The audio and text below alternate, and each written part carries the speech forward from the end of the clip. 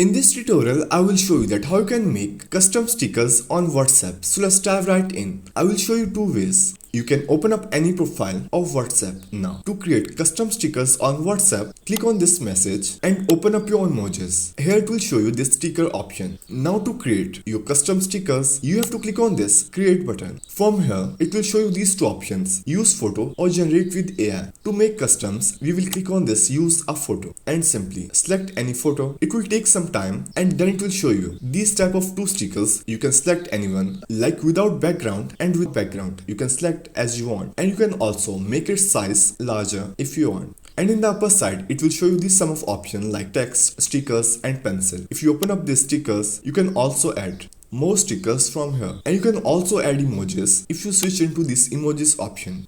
Like I will select this one and drag it here and then simply send it, and here it is. Now let's move on to second way. Open up your message icon. If you click on this message icon and click on this create button and select generate with AI, click continue, and here you can write a prompt that you want to generate WhatsApp sticker. So I will write here red moon. Here it is. Simply select it and send it. So these were the two ways to make custom stickers on WhatsApp in just few easy steps.